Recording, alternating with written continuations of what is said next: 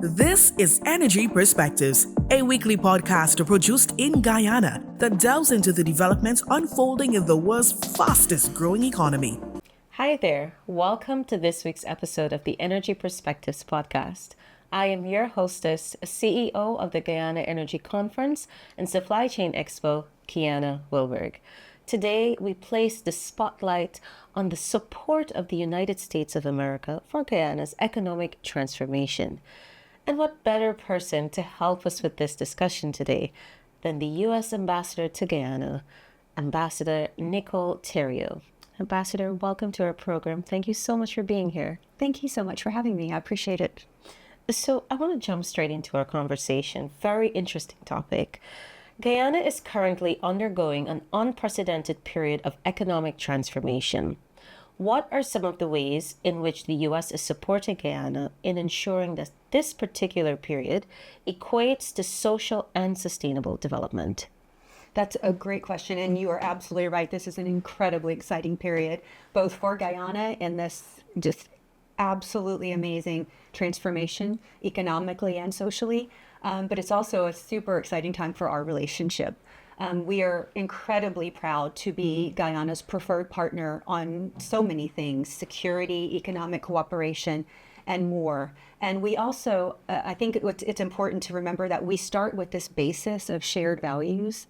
We all have, incredible respect for democracy and rule of law and inclusivity. And I think that is something that makes us natural partners, natural friends. Of course, you can't leave out the fact that there are so many Guyanese living in the United States. That's right. And so many US Guyanese who are coming back now to take part in the economic transformation. So our ties of family and friendship, those just keep growing as well. And I think that presents a really exciting opportunity for economic partnership, even further beyond what we have now. I would say that if you're looking for evidence of the strength of the U.S.-Guyanese relationship, you need to look no further than just 7 days into the new administration. A brand new Secretary of State, Marco Rubio, had a fantastic phone call with President Ali. They talked about all kinds of things, including energy and energy security and how our countries can work together. And then the new commander of the U.S. Southern Command down in Miami, his first foreign leader visit was from President Ali back in early December. So if that doesn't tell you how important our relationship with Guyana is, I don't know what does. And that's only going to continue. I think it's the opportunities are huge, and we're going to continue to work together very closely, especially in the energy sector. There's also, I think it's important to point out that there's also ongoing commercial engagements between our countries. You know that we have the Foreign Commercial Service, which is an office of the U.S. Department of Commerce inside our embassy.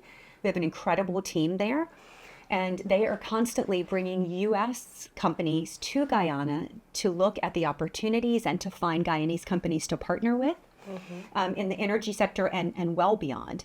And importantly, we are also bringing Guyanese business people to the United States. In fact, just in January in Atlanta, there was one of the world's largest agriculture trade shows, and we brought a big delegation from Guyana to find U.S. partners and to explore opportunities there. And of course, there is the world famous OTC conference in Houston, which is in May. Guyana always sends an incredibly impressive large delegation, and the U.S. Embassy, in partnership with GCCI, can help facilitate if Guyanese companies are interested in attending OTC.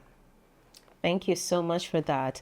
Now, I want to hone in a bit on Guyana's oil and gas resources, which are indeed providing a platform for opportunities for job creation, but capacity to development to fill that gap, it's not going to happen overnight.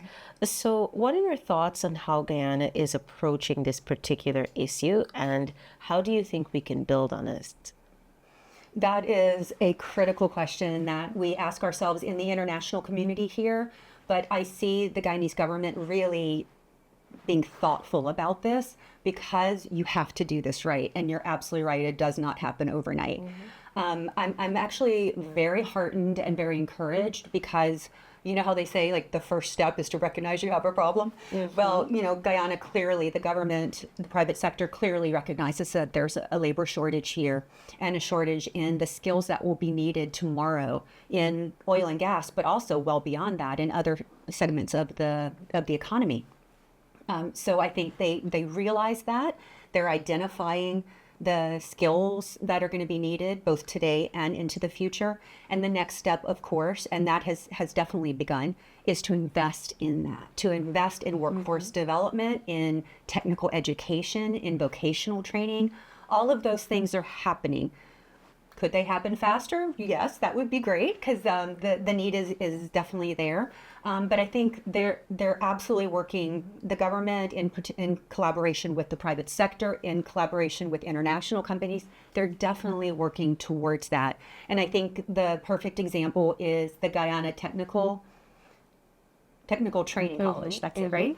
That's being established right now. And I'm very proud to say that the oil and gas training within the college is being funded by ExxonMobil. I'm incredibly proud of our U.S. companies here in Guyana. They have really world-class on-the-job training, skills development, leadership opportunities. And I think that is really kind of setting the standard. Other companies are also following suit. So that's raising the bar here. It's providing training and opportunities for Guyanese to get those highly skilled, high-paying jobs. So I think the way that we're all working together in that space is critically important. And we're going to get there. We're absolutely going to get there. It just takes a little bit of time. Thank you, Ambassador. Now, with it being Sunday, we're just 2 days away from the Guyana Energy Conference and Supply Chain Expo. And Ambassador, you participated in this event.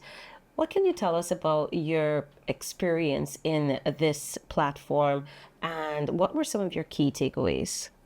Thank you. Yes, I'd be very, very happy to. I did participate last year. I thought it was an incredibly well-organized professional event. So many international companies, including U.S. companies, took part. And it really provided invaluable opportunities for anyone who's working in the oil and gas space and even in the broader ecosystem. I think this conference really puts Guyana on the map as a global player in the energy space. I think it's so important for what you're trying to achieve here, and the international participation is critical. I did participate in a panel last year, and I attended a lot of the events. I think one of the things that I appreciate about this year's is that focus on inclusive and sustainable. That's something that in oil and gas, it's not always at the forefront. And so I'm really, really pleased about that. Making sure that there's that recognition that all of this economic growth and the oil and gas industry and all that it's bringing to Guyana benefits all of the people of Guyana. I think that's incredibly important. And of course, the sustainability side, we've seen other countries suffer from oil and gas booms when they didn't handle it properly. But Guyana is taking those lessons learned. It's looking at the best practices and things to avoid. And I think that recognition that while current economic growth is being driven by oil and gas, if you want this to be sustainable, you have to diversify your economy. And that is 100% a focus of this government right now. You hear President Ali talk about agriculture and manufacturing and all of the different ways that this economy can be diversified. And that is absolutely critical for sustainability. Thank you, Ambassador. Now, the Guyana Energy Conference is going to be an annual event, and of course, themes will be changing and shifting from time to time.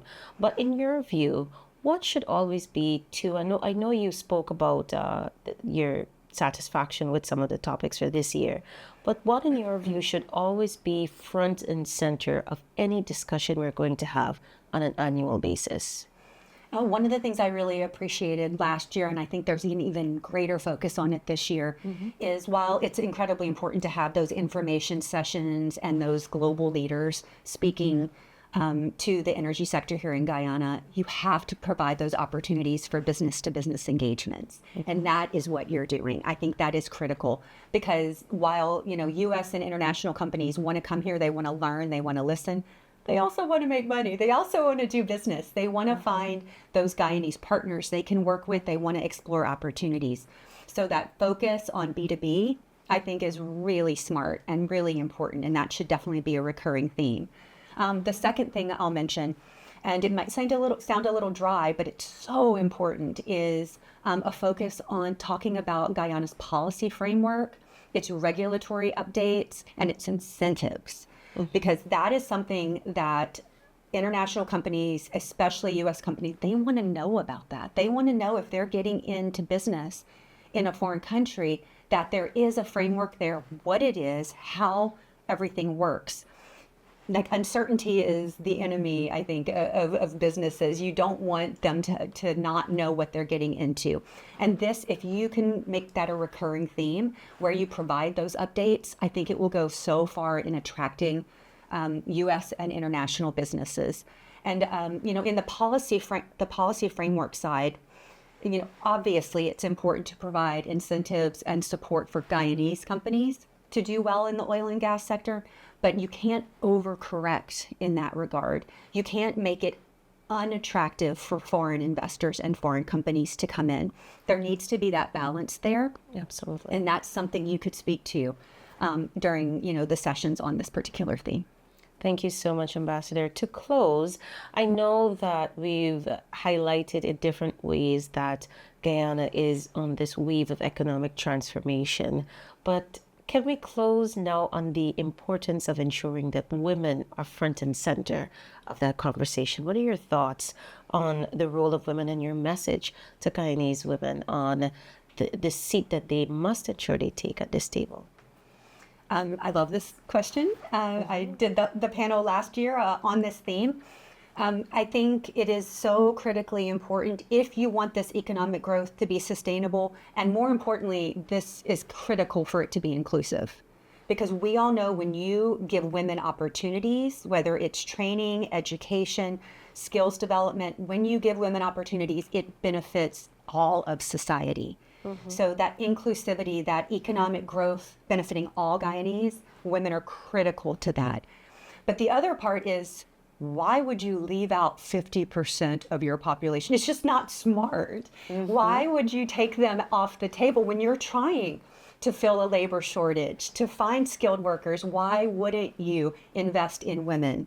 We're really good. We do a really good job, and we're really smart. And making sure that women have those opportunities is absolutely critical.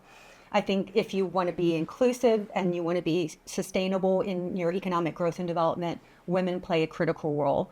And, providing those opportunities for every Guyanese to contribute to this economic growth, to be a part of this incredible transformation, you just have to provide those opportunities. And it doesn't matter, women, whatever ethnicity, everyone should be given those opportunities to contribute to the incredible trajectory of Guyana's growth. Ambassador, thank you so much for your perspectives. It's truly been an enlightening experience and discussion here for myself as well as our audience. And so we are truly grateful that you took the time to be here today. To our audience, thank you so much as always for joining us for discussions.